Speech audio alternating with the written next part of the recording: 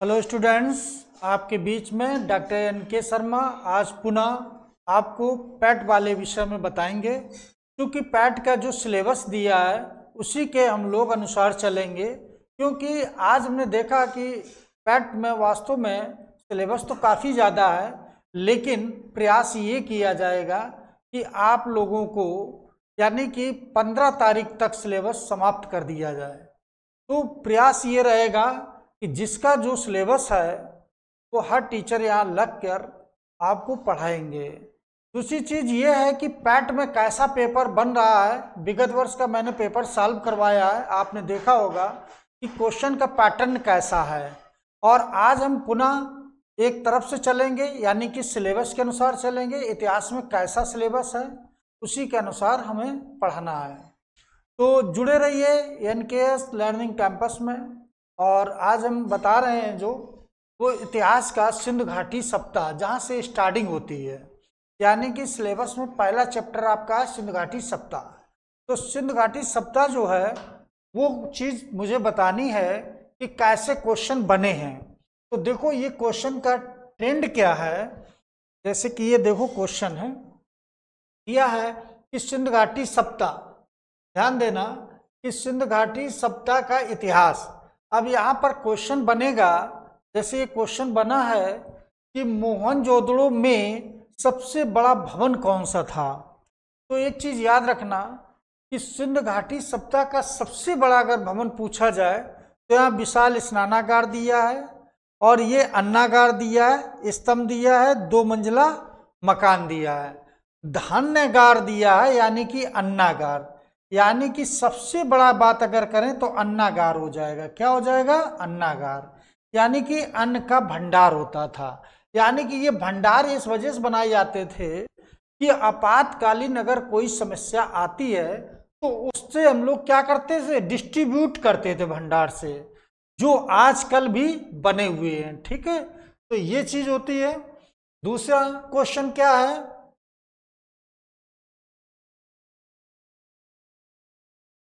दूसरा क्वेश्चन दिया है कि निम्नलिखित में से कौन सी धातु हड़प्पा यानी किससे, ध्यान देना, हड़प्पा से यानी कि हड़प्पा के लोग यानी कि सप्ताह से नहीं पाई गई है। यानी कि कौन ऐसी धातु थी जो हड़प्पा सप्ताह में नहीं पाई गई है। तो यहाँ पर दिया है सोना है, तांबा है, चांदी है, लोहा है।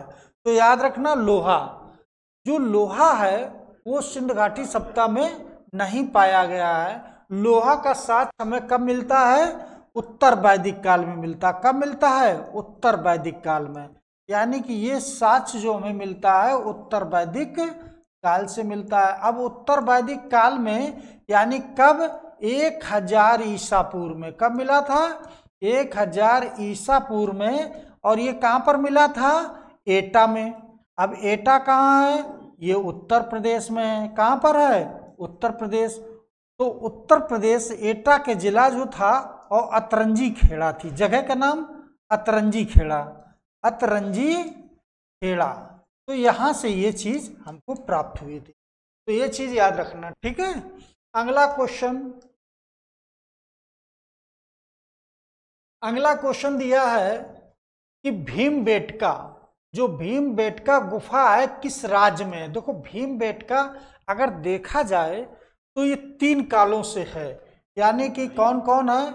यानी कि देखो प्रयाग, प्रयाग ऐतिहासिक है, आदि ऐतिहासिक है और ऐतिहासिक, तीनों काल के इसके साक्ष्य मिले थे। तो भीमबेटका जो गुफा थी, जैसे दिया तेलंगाना दिया है, कर्नाटक दिया है, उड़ीसा दिया, मध्य प्रदेश दिया। तो मध्य प्रदेश में ये कहाँ पर है? तो याद रखना ये मध्य प्रदेश का जो भोपाल है जिला, भोपाल के पास ही ये चीज है। ठीक है, तो यानी कि एमपी में ये गुफा है, याद रखना। ठीक है, क्वेश्चन हो जाएगा। अगला क्वेश्चन, अगला क्वेश्चन दिया है कि सिंधु घाटी के लोगों की एक महत्वपूर्ण रचना निम्नलिखित में से किसकी मूर्ति थी। अब देखो सिंधु घाटी सप्ताह के लोगों की दिया, नटराज की या नृत्य करते हुए बालका की या बुद्ध की या नरसिम्हा की। तो याद रखना कि इस समय ये एक नृत्य करते हुए स्त्री की मूर्ति मिली थी। किसकी मिली थी? स्त्री की मिली थी। ठीक है, नृत्य करते हुए। तो ये जो नृत्य करते हुए मिली ये मूर्ति, ये किसकी थी? तो कांसे की थी। किसकी थी? कांसे की मूर्ति थी। याद रखना, कांसे की नृत्य करते हुए मूर्ति ये मिली है। ठीक है, तो ये क्वेश्चन कई बार पूछा गया है। ठीक है, अगला क्वेश्चन, सिंध सभ्यता के निम्नलिखित में से कौन सा स्थान सिंध घाटी नदी के किनारे स्थित था? सिंध घाटी सभ्यता के नदी के किनारे स्थित था।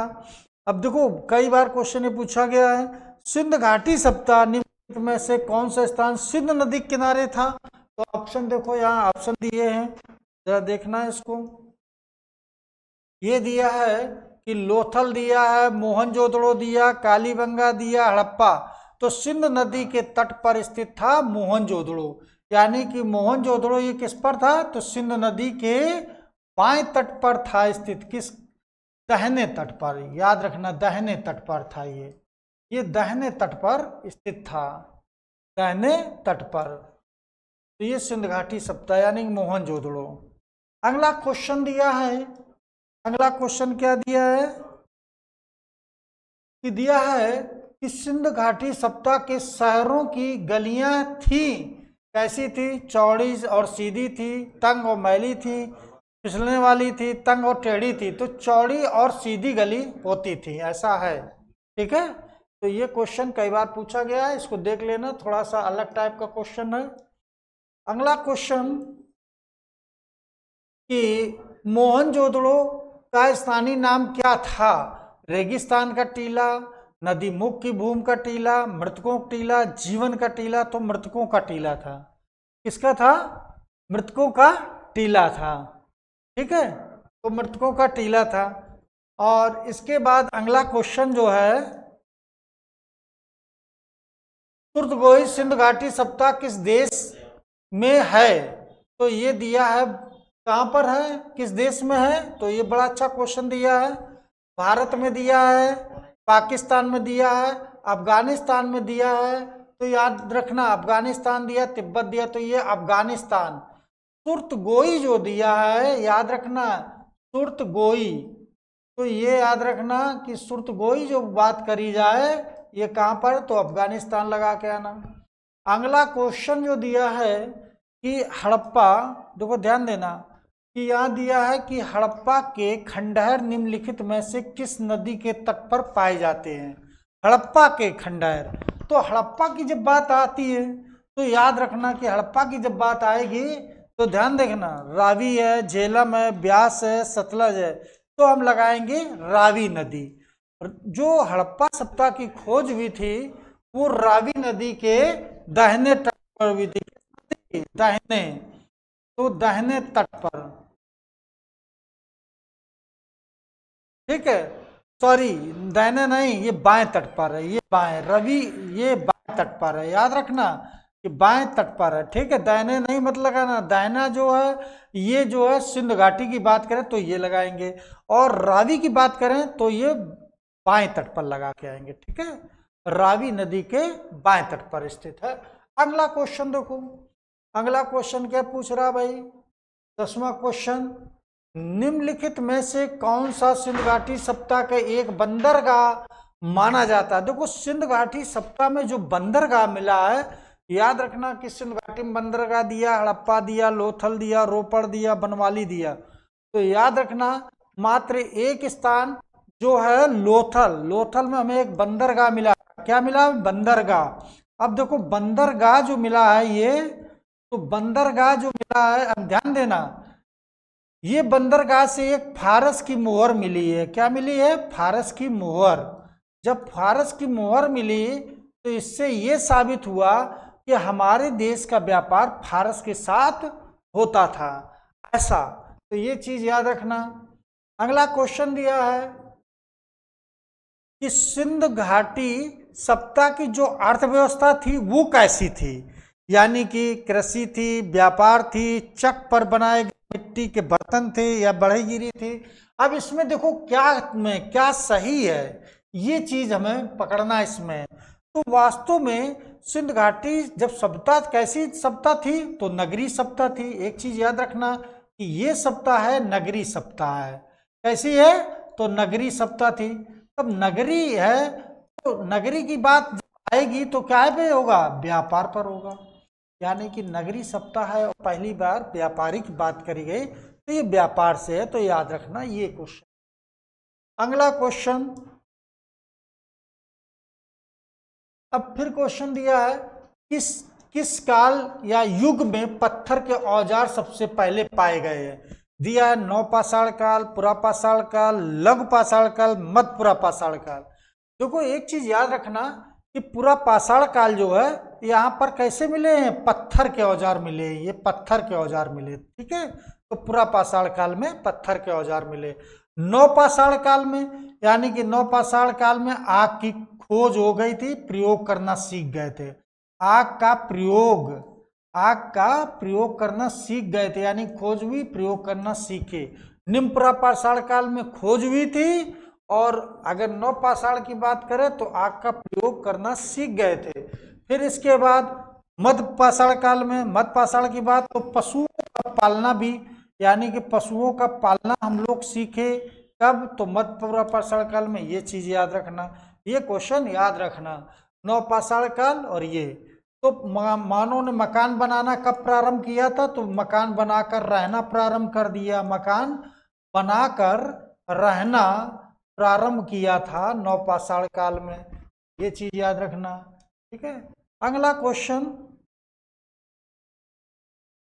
क्वेश्चन है कि सिंध घाटी सप्ताह में कालीबंगा निम्नलिखित में से किस लिए प्रसिद्ध है। अब कालीबंगा है कहां पर? तो एक चीज तो ये याद होना चाहिए कि ये राजस्थान के हनुमानगढ़ जिले में है। कहां पर? हनुमानगढ़ जिले में, हनुमानगढ़ जिले में है। दूसरी चीज, यहाँ पर काले रंग की चूड़ियां मिली थी। क्या मिली थी? काले रंग की चूड़ियां मिली, काले रंग की चूड़ियां मिल गई। यानी कि अब एक क्वेश्चन और बन रहा है यहाँ पर, काले रंग की चूड़ियां मिली हैं, है ना, चूड़ियां मिल गई। अब एक क्वेश्चन बनता है कि यहाँ से, यानी कि मानो के दो फसलों के एक साथ उगाने के साथ मिले हैं, यानी कि दो फसल, अब दो फसलों को उगाने के साथ मिल गए, ये भी याद रखना। मिट्टी का, यानी जुते हुए खेत के साथ मिले हैं, खेत जुते हुए साक्ष्य मिले हैं, ठीक, ये भी है याद रखना। कच्ची ईंटों की नाली थी, यहाँ कच्ची ईंटों की नालियां भी बनी थी, यह भी याद रखना, ठीक है। और भूकंप के साक्ष्य भी मिले थे, यानी कि भूकंप के साक्ष्य भी मिल गए यहाँ पर, यह भी याद रखना, ठीक है। और लोथल के बाद अगर कोई ऐसा स्थान सिंध घाटी में जहाँ युगल समाधान मिले तो कालीबंगा। तो इतनी चीजें कालीबंगा से मिली हैं। अब कालीबंगा में किस लिए प्रसिद्ध था? चट्टान कटौती की वस्तुकला, बंदरगाह दिया, कपास की खेती, मिट्टी के पात्र हैं। तो देखो यहाँ पर एक चीज याद रखना, मिट्टी के जो पात्र मिले हैं, यही क्वेश्चन तुम्हारा राइट हो जाएगा, ठीक है। अगला क्वेश्चन, 14वां क्वेश्चन, देखो निम्नलिखित में से कौन सी सभ्यता अपने नगर नियोजन के लिए प्रसिद्ध थी। नगर नियोजन की बात अगर हम करते हैं तो यहाँ दिया सिंध घाटी सभ्यता, मेसोपोटामिया, फारस की, मिस्र की। तो नगर नियोजन के लिए सिंध घाटी सभ्यता थी। पहली नगरी सभ्यता कौन थी? तो सिंध घाटी सभ्यता थी। एक चीज ये याद रखना कि सिंध घाटी सभ्यता पहली ऐसी सभ्यता जो नगरी सभ्यता थी, ठीक है। तो ये चीज याद रखना। अगला क्वेश्चन, किस इतिहास के आरंभिक काल में निम्नलिखित में से क्या कहा जाता था। इतिहास के आरंभिक काल में निम्नलिखित में से क्या कहा जाता था? तो पुरापाषाण काल, मध्य पाषाण काल, लघु पाषाण काल, नवपाषाण काल। तो यहाँ पर याद रखना पुरापाषाण काल की बात हम करते हैं। किसकी बात करते हैं? पुरापाषाण काल की बात करते हैं। तो ये क्वेश्चन याद रखना, ठीक है। तो ये देखो इस तरीके के क्वेश्चन दिए गए हैं। तो अब ये आपने देखा कि वास्तव में क्वेश्चन का पैटर्न क्या है पूछने का।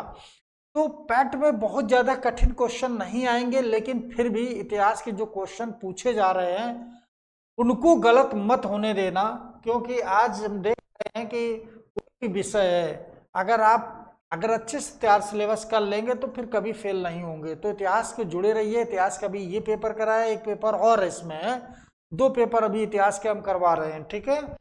तो अगली वीडियो में फिर अभी आपसे पुनः हम मिल रहे हैं, ठीक है।